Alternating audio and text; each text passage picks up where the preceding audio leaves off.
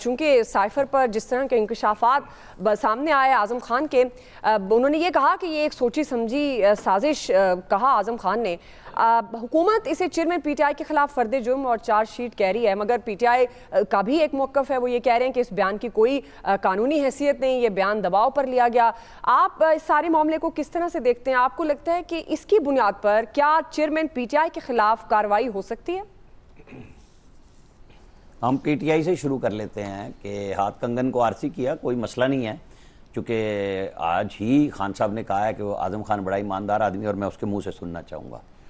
تو رانا ثناء اللہ صاحب کے لیے بھی چیلنج آ گیا یہ کہ جی انہوں نے کہا ہے کہ وہ مرضی سے گئے تھے اور خود اعظم خان صاحب کو اب کورٹ کے اندر تو آنا ہی آنا ہے، وہ آ کے کہہ دیں کہ یہ مجھ سے بیان زبردستی لیا گیا، ساری بات ہی ختم ہو جائے گی، ٹائم فش اور گورنمنٹ کا اور کیس سارا زیرو ہو جائے گا اور عمران ہیرو ہو جائے گا، اور نہیں ہوگا تو ایماندار کا سرٹیفکیٹ تو آج بھی دیا ہے۔ خیر یو ٹرن تو وہ جب مرضی لے سکتے ہیں، لیکن آپ ذہن میں رکھیے گا کہ جب وزیر اعظم اوتھ لیتا ہے تو اس میں کہا جاتا ہے کہ بطور وزیر اعظم میرے کارہائے منصبی کے درمیان جو بھی چیز میرے حوالے کی جائے گی، جس کا مجھے سیکرٹ رکھنے کے لیے کہا جائے گا، میں اس کا جسٹ آپ کو بتا رہا ہوں، تو میں اس کو سنبھالوں گا۔ آپ اوتھ لیتے ہیں، آپ اس اوتھ کی خلاف ورزی کرتے ہیں، جو آڈیو آئی تھی مبینہ آڈیو، اس کے اوپر پہلے سب کے بیانات آ چکے ہوئے ہیں اور کلیئر آ چکا کہ جی وہ کھیلا گیا، اور آج صرف اس لیے یہ دوبارہ بات آ گئی کیونکہ پی ٹی آئی خود اس سے بھاگ چکی ہوئی ہے۔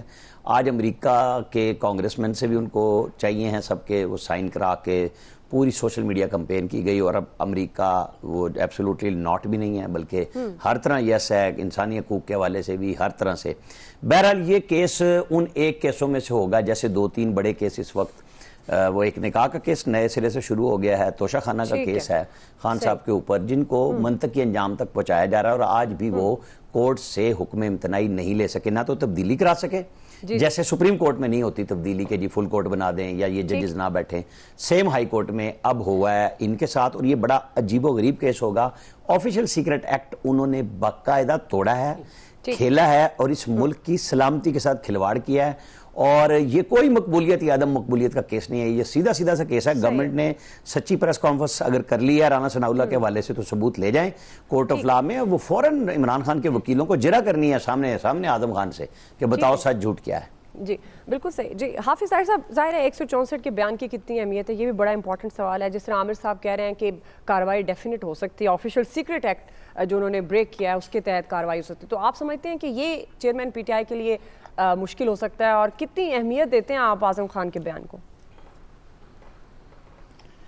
بسم اللہ الرحمن الرحیم، نحمدہ ونصلی ونسلم علی رسولہ الکریم۔ دیکھیے یہ بات میں اس وقت بھی جب خان صاحب کی حکومت تھی اور یہ سائفر کا معاملہ آیا تھا تو میں نے اس وقت بھی عرض کیا تھا کہ چونکہ تھوڑا سا میں یہ خارجہ امور اور ان چیزوں کو سمجھتا ہوں، اس طرح کی روز ہی آتے ہیں، آپ کے ہاں بھی آتے ہیں، آپ کے ہاں سے بھی روز ہی جاتے ہیں، لیکن خان صاحب نے بہرحال وہ پھر آڈیو آ گئی جس میں خان صاحب نے کہا اس کے اوپر کھیلیں گے، اور اس وقت کچھ لوگوں کا خیال تھا کہ نہیں اس پہ لمبا نہیں چل سکتا معاملہ اور یہ اس پہ نہیں کرنا چاہیے، خان صاحب کی کابینہ میں بھی کئی لوگوں کی رائے تھی، لیکن بہرحال وہ ہو گیا۔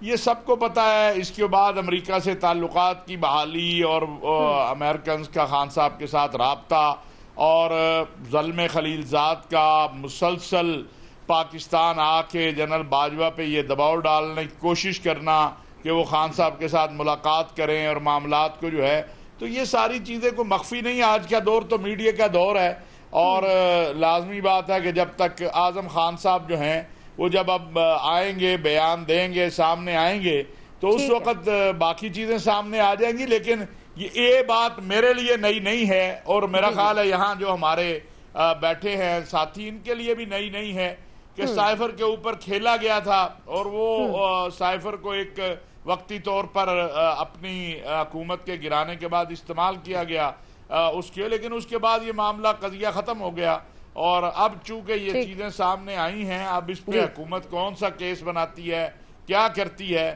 وہ بہرحال خان صاحب نے نااہل تو ایک ہی کیس میں ہونا ہے نا، چاہے 300 کیس بنا لیں آپ، تو اس لیے اب یہ پتہ چلے گا کہ کس کیس میں कितने केसों में नाहल होते हैं या कौन सा ठीक है। केस उनकी नाहली का सबब बनता है? सही आया साहब, आप किस तरह से देख रहे हैं? आपको लगता है कि चेयरमैन पीटीआई के खिलाफ कार्रवाई हो सकती है?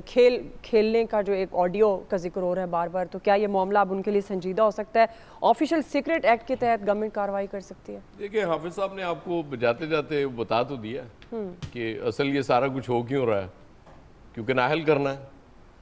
एक बंदा अचानक गायब हो जाता है, लापता हो जाता है, वो रिपोर्ट उसकी दर्ज करा दी जाती है और फिर एक दिन अचानक मुल्क के वज़ीर दाखिला तशरीफ़ लाते हैं और वो हमें बताते हैं कि जी वो तो अपने दोस्त के पास गए हुए थे, बहुत टेंशन में थे, ज़ाहिर है ये साइफ़र इतना बड़ा जुल्म हो गया हुआ था उनके हाथ से, तो इसलिए वो दोस्त की तरफ रेस्ट कर रहे थे। वो पता सा दोस्त है जिसने उनके घर वालों को भी नहीं बताया कि यार आप टेंशन ना लें। मतलब यही होता है ना कि आप कभी किसी दोस्त की तरफ जाके ठहर जाते हैं।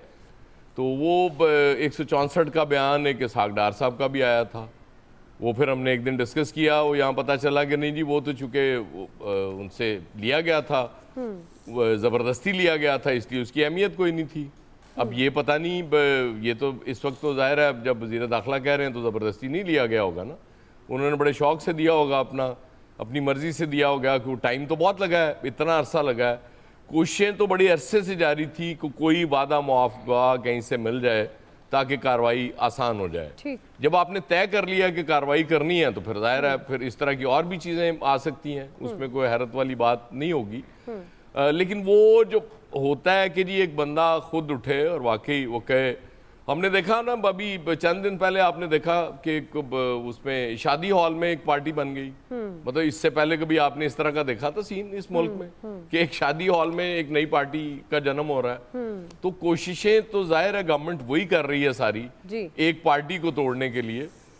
चलें पार्टी टूट जाएगी, लेकिन काम इनको पार्टी के लीडर से ज्यादा वोटर पे करना चाहिए। मैं बिल्कुल हाँ, वोटर पे काम करेंगे फिर इनको को फायदा होगा, वरना मेरे ख्याल मसाइल इनके लिए बढ़ते जाएंगे। जी जी आमिर साहब क्विकली। दुआ अयाज साहब कह रहे थे कि मेहमान हो गए होंगे। भाई नार्दर्न एरिया में मेहमान ना हो, मैं तो सेंट्रल पंजाब में मेहमान रह आया हूँ, वो उधर नहीं जाना। सही है।